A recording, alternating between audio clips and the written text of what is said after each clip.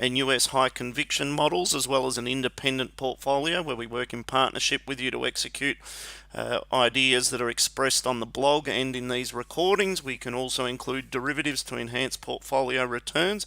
And if you'd like to know more about our broking account service, please contact me on 1300 614 002. The technology that I'm using tonight is the Investor Signals member area. You can subscribe to that for $1,320 for a year. If you haven't already started your free trial, please visit investorsignals.com or again call the office.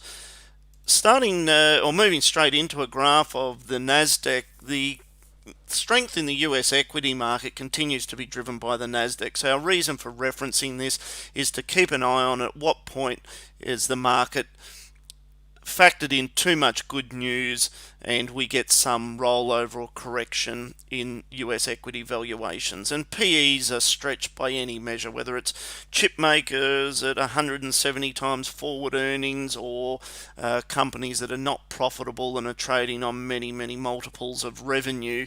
There's bubble-like pockets occurring in the US equity market, and we just need to be mindful of how that plays out in a risk-off period. So our reference for that is simply just to keep an eye on this Nasdaq index, and when we see it trade below the moving average, start to have a think about what you've got in your portfolio to act as a hedge or a protection against downside.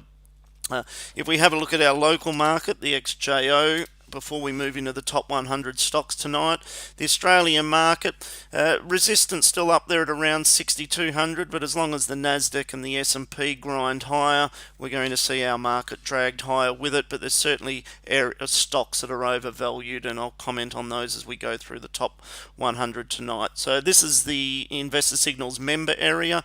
Click on watch list, come in here, select ASX 100. Get the percentage gains to the top for today. Over on the right here is the signal, so that lets you know whether it's under buy or sell.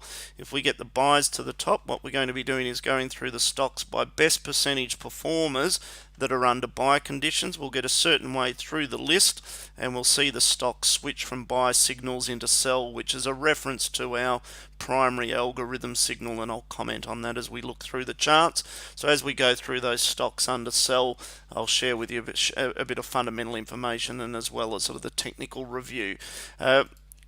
Starting with TPG, this is a stock that I've commented on the blog a number of times. We just see value down here at around $8. Telecommunications should remain relatively defensive even if volatility picks up in the market.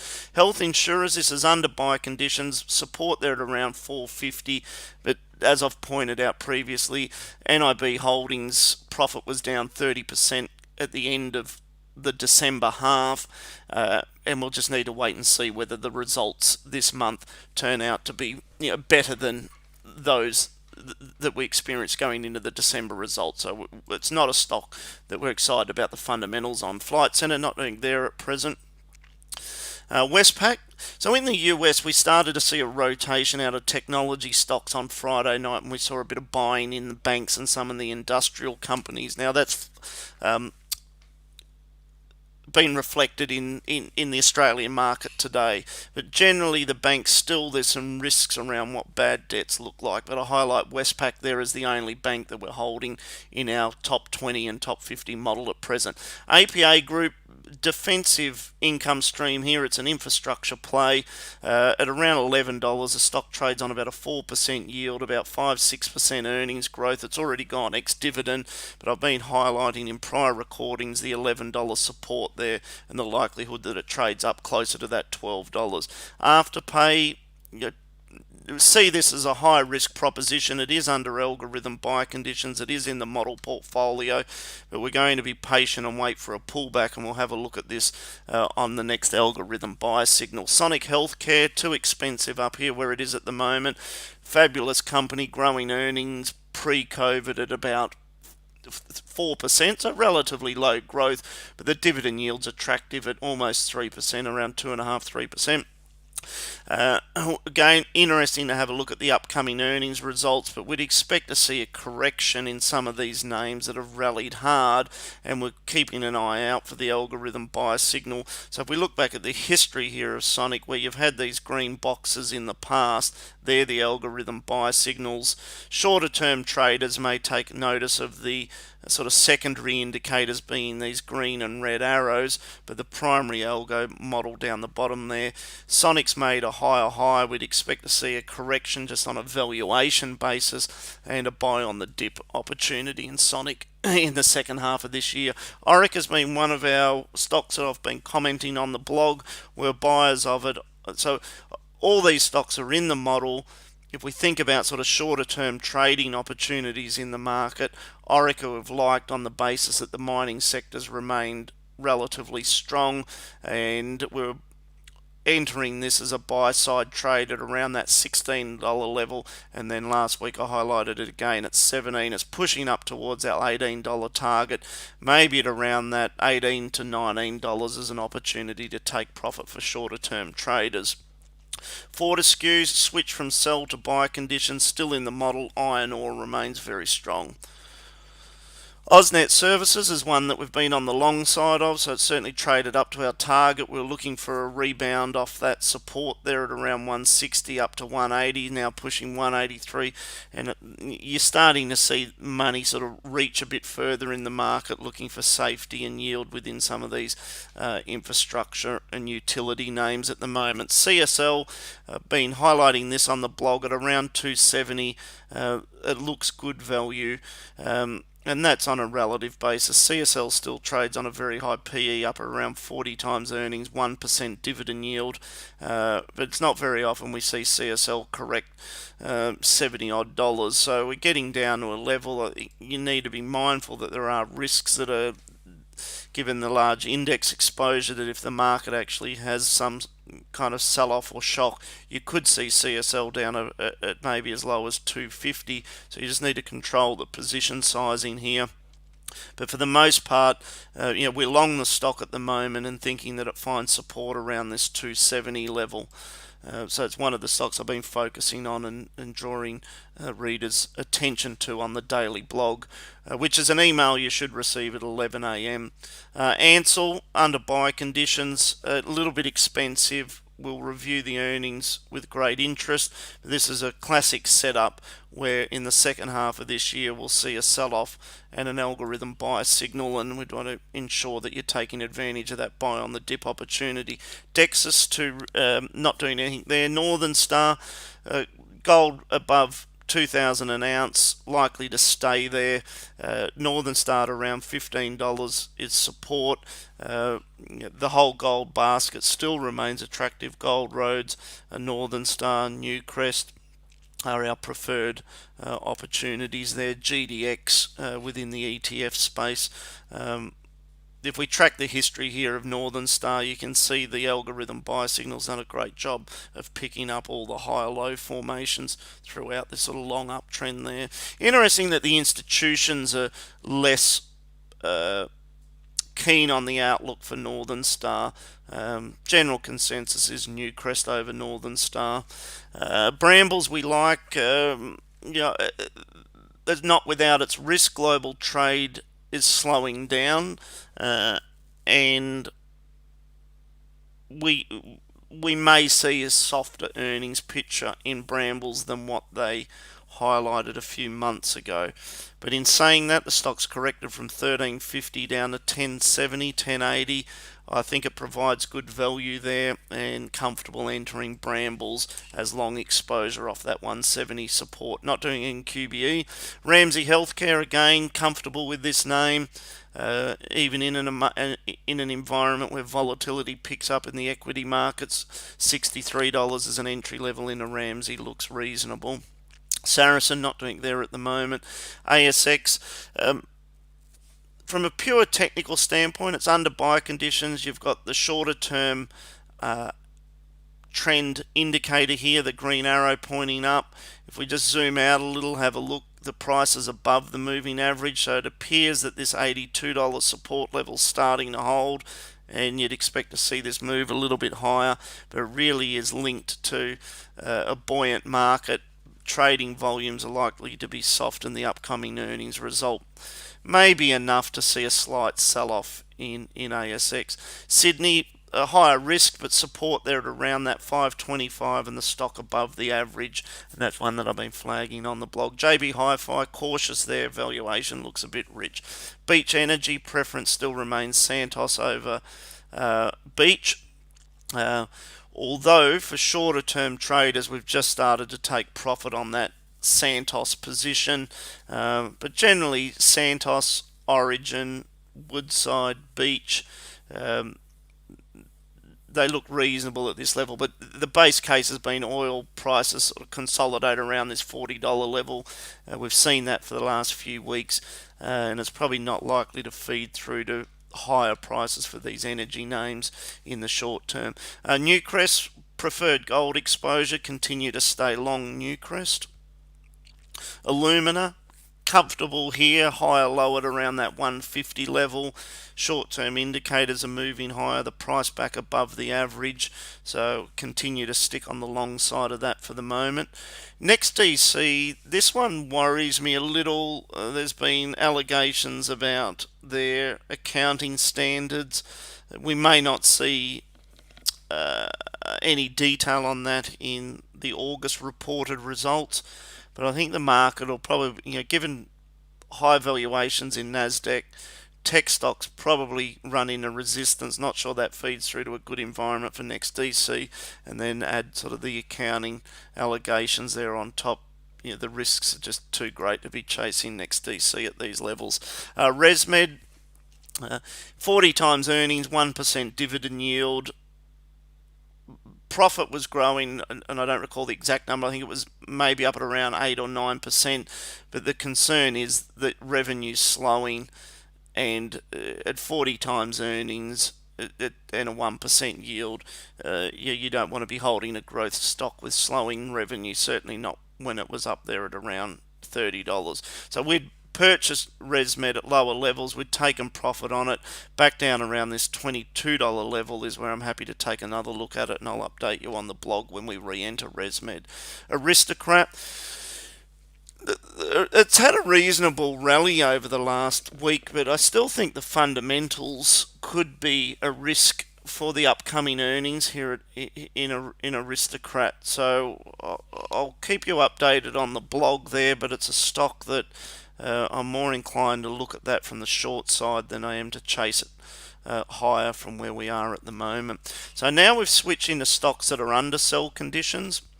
For those that are joining for the first time this week, rarely will I comment on buying a stock that's making lower lows and lower highs, which is what the algorithm signals flagging. But I had been highlighting that IPL moved early to shore up their balance sheet.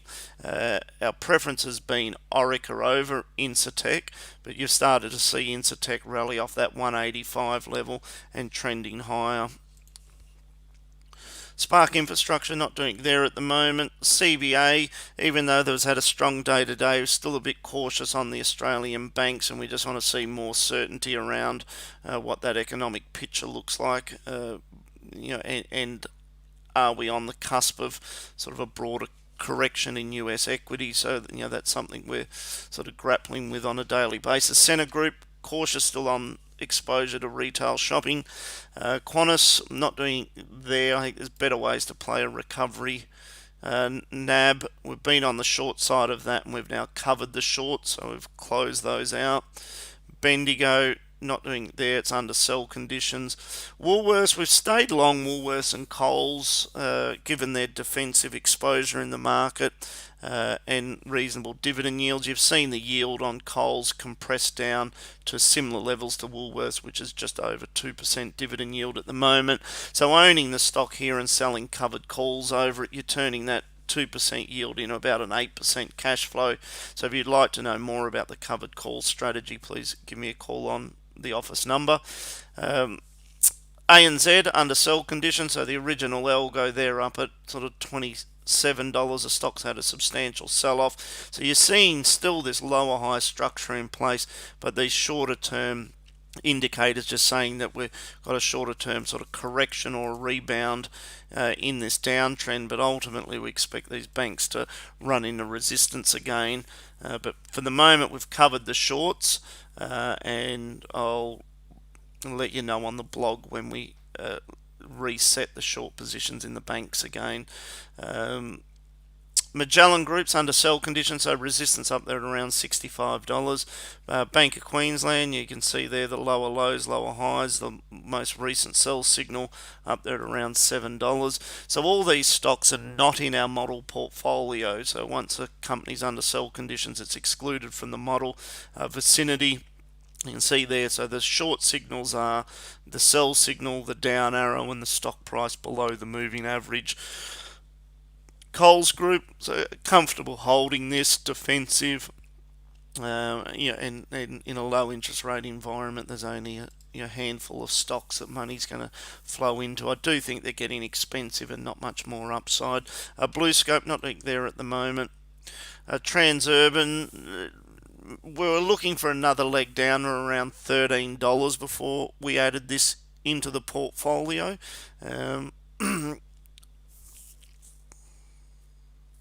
Ampol, which is the Celtex business, I highlighted in prior weeks. It looked like support was developing there at around 25, a rebound back to fair value. Don't see too much more upside in this recovery. Amcor, possibly a bit expensive. We'll have a look at the earnings results as they come through. It'll be really interesting to have a look at Amcor and Brambles, and I'll pull apart those results and update the details on the blog. Suncorp, cautious there still. Horizon, it highlighted looking for this as a yield recovery. Was hoping to see it down at 425. We've had a strong day today. Never quite sort of got down to that level, entry level that we had there at around 425. Cube not doing there at present. Coca-Cola, one I highlighted that was starting to get down to a level that offered value. Wesfarmers, getting expensive up here. Terrific long-term business, Wesfarmers. What they're doing, within sort of the e-commerce space from their acquisition of Catch, and shifting Bunnings and Officeworks, increasing online sales. It's really an attractive business model. Bunnings makes up a big part of the earnings growth story, though, the 8 or 9% historical earnings growth per annum, and we may just see a softer outlook on that business over the next 6 months. So whether that weighs on sentiment there on Wesfarmers. So for the moment, we're more on the short side there of Wesfarmers, and we'll review that as the earnings results come through. Nine Entertainment, not doing it there at the moment. Computershare up against resistance, looks a little expensive. Cleanaway, really like this story, but we just got to be patient. It is expensive up here, waiting for a pullback and a buy on the dip. Charter Hall, not doing there at the moment. The index, Medibank Private, so we're really sort of concerned on this on a valuation up there at around $3. It's corrected back to where would be fair value at the moment, so we see Medibank moving sideways. So some of these names that have gone through the correction that we've been talking about over the last sort of 4-6 weeks are getting down to levels where they're just getting some dividend support, even though the actual earnings growth hasn't, the earnings picture hasn't improved. AGL would be an example of that, corrected from the sell signal up there at sort of $18.30, now down to $17, probably tracks sideways, but not one that we're active in. Macquarie, still with the view that this is getting up to near resistance here at around this 120, 130 level. Origin Energy, I'd highlighted down around that 525 with support. It's likely to track sideways. I don't think it's got the earnings growth to drive through that 650 level. Fair value is probably near that $6, and it really just consolidates and moves sideways. Santos, so we've traded out of this for the time being. We've taken profit following the algorithm sell signal there. And that's been a reasonable sort of short-term trade for the portfolio. BHP, so BHP Rio we've stayed exposed to, a little bit like Woolworths and Coles. We see these as fairly core holdings at the moment. It's interesting that Rio's rolled over and traded sort of back down 5% from the high. BHP's continued with its recovery. BHP at around $40 seems to be the level that I think we'll start to see some consolidation there. Iluka Resources running in a resistance around $10. We'll have a closer look at the earnings result. Treasury still cautious with that at around that $11 resistance. Goodman Group, fabulous business. Worth just noting that it's created a higher high. We will see a rollover and some profit taking. It's trading on less than a 2% dividend yield. But as we've discussed many times, it operates in the right sector there with property trusts around fulfillment centres and being a beneficiary of the growth in e-commerce. But we would look for this to have a sell-off, and on the next algorithm buy signal, we're looking for a repeat of this type of pattern where we get the buy signal on the dips, and you want to look at adding Goodman Group into your portfolio if you don't hold it. But these signals you would get as a subscriber to the technology. You get a reminder every afternoon at 3:30 the stocks that have switched to either sell or buy conditions, and it just helps to remind you as to which stocks you should be adding into your portfolio, especially when combined with watching the recordings and reading the blog. WiseTech resistance there, so not doing anything in WiseTech. Soul Pattinson not doing it there, it's under sell conditions. Lendlease, as I've mentioned before, it's a terrific business, Lendlease, but right at the moment, is it the right time for exposure into urban development? What kind of issues are they having with, one, the sale of their engineering business still not being finalised, and what do current sales rates look like on some of their urban development projects? There is a point where the market obviously looks across the other side of this, and we start to see a recovery. Lendlease has got the quality assets where they're not going to have any trouble tapping the market if they need to raise more equity to shore up the balance sheet. But, we're all trying to sort of understand how long and the impact that the current issues have on the economy. But a Lendlease, high quality business, and we like the longer term story there. Evolution Mining, not doing the preference Newcrest over Evolution. Cochlear now under sell conditions, so preference is CSL and Ramsay Healthcare over Cochlear. REA Group looks expensive at almost 35 times earnings. Only just on a 1% dividend yield. Some of these technology stocks just look susceptible to a pullback as soon as we have an event that causes a risk off. Boral, like the long-term story here, the right thematic, but maybe let's have a look at what the earnings result looks like this month. Downer EDI, not doing there at the moment. Mirvac, not really doing too much there. Challenger, under sell conditions. Car sales, a little like REA, terrific business, good longer term growth opportunities, but looking a bit expensive. And out of all the technology plays, I continue to like car sales, and certainly a correction in the share price and an algorithm buy signal later this year, you'd want to be adding that back into your portfolio. Oil search there, so just highlighting that some of these energy names have got the shorter term arrow pointing up, so even if they are under sell signals, I don't see too much downside from where we are at the moment across that energy basket. Seek, what worried me here is the company moved to issue debt to shore up their funding requirements and have cut the dividend. Now they've put a positive spin on all that, but we may see a period here where Seek could trade back down to maybe that $17-18 mark, or at least down to 18-18.50. So we'll have another look at that on a pullback. Telstra, like this in a market where defensive income's important and yield. So even though it's under sell conditions, comfortable holding Telstra. A2 Milk, not doing there, and we'll wait for that to switch to buy conditions. GPT, obviously still cautious on property trusts. South 32, not really doing too much there at the moment, but highlighting still that speculation in the market that it could be a takeover offer, and there's no evidence that that's likely to be the case. But Zero, cautious here as well, so it's under sell conditions, and we'll take a look at that later this year on the next algorithm buy conditions. We've been on the short side of Crown and Star. We've covered those short positions at the moment, but we don't think the rebound in these names is material at this point in time. Worley's still on the short side of this. Altium not doing there, but under sell conditions.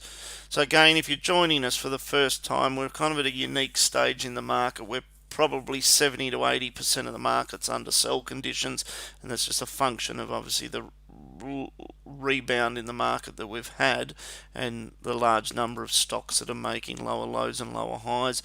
Stockland's not doing there at the moment. Domino Pizza's not doing there. CIMIC Group, this is one that we do like, so again, not very often we'll buy something that's under algorithm sell conditions, but the fundamentals here on CIMIC look reasonable. We've seen them engage in a 50-50 venture with spinning off their mining services business, and the company's active in the market at the moment, buying back shares, which at the margin adds support.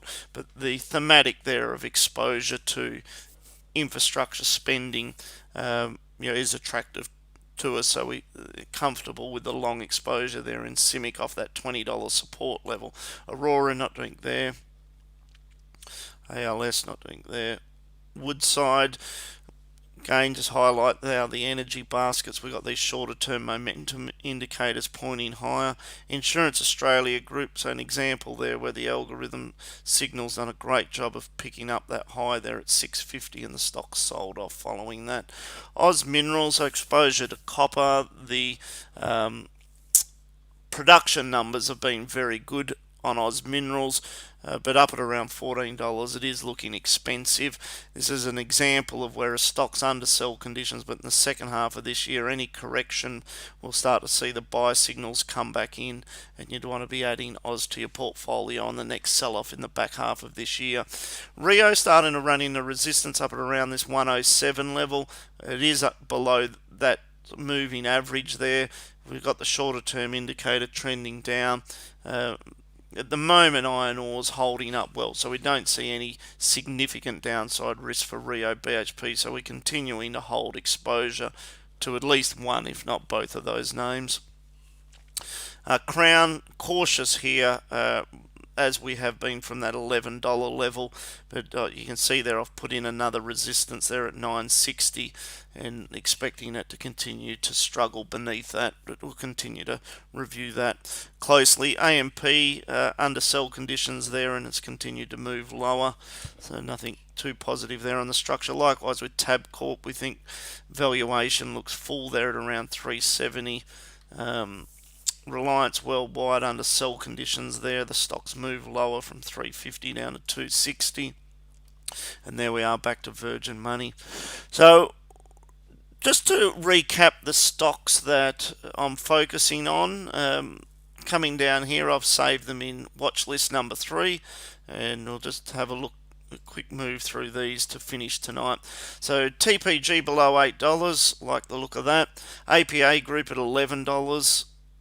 This one here is an ETF, which is the Vanguard Global Infrastructure. Support there at around that $52 level. It's now pushing up to $55. So that's a core holding in our portfolio. Orica, we've been buyers of this on the sell-off there and continue to see that grinding higher. We like the long-term fundamentals. This is the SPDR S&P Global Dividend Fund. I highlighted this over the last few weeks, both in the recordings and on the blog, but around that $15 finds support, moves higher. You're starting to see that pick up. Bega Cheese, just following this theme that you've seen globally of companies that are exposed to increased consumption, I guess, for, with people being at home cooking. So at the margins, expect to see Bega surprise slightly to the upside in the upcoming results. So support there at around 450, now trading 460. We'll pull apart those earnings as they come through. CSL off that 270, 280 it should be a good long-term entry level. Brambles at around 10.70, continue to like that. The Aussie dollar, if we do get a risk-off period, which is just a matter of time in the US equity market, the Aussie dollar will rally. So keep an eye on this as a hedge in your portfolio. It's one instrument to consider. The other, Ramsay Healthcare, it's owning that at around that $60 to $63 support, so I like that. The Cure ETF, so we've been buying this. This gives exposure to a broad basket of biotech stocks, which is a sector that we're comfortable with. So around that $58 level, we've been buying that ETF. Pro Medicus, a little bit of a higher risk proposition here. Pro Medicus have been growing earnings substantially. They trade on a very high multiple, but their operating profits are around about 45%. They report, I think it's the 20th of August, and we'll have a close look at those earnings results, flagging that around that $22, $23 level looks to be support there. GDX, we continue to like gold, so any opportunity to pick this up on a pullback if we saw a correction down to $55. The last algorithm buy signal was there at 45, again back there at 38. Earlier last year at around $30, so we've seen that perform well. Hedge for your portfolio, so if you see the Nasdaq trade below that 10-day average, have a think about the B-Bus, having some exposure to that. It's an inverse ETF, it goes up in value when the market goes down. And then the Australian equivalent to that is BBOS. So if you again use that Nasdaq as the reference, you don't really want to be too short the market unless that Nasdaq capitulates and trades below the average, but the BBOS gives you short exposure to the XJO. Santos, I've already spoken about taking profit there on that, and there we get back to TPG. So thank you for listening in tonight, and again, if you'd like to know more about our broking account service or would like to sign up for the member technology, please give me a call, 1300 614 002. Thank you very much for listening in. I look forward to speaking again next week.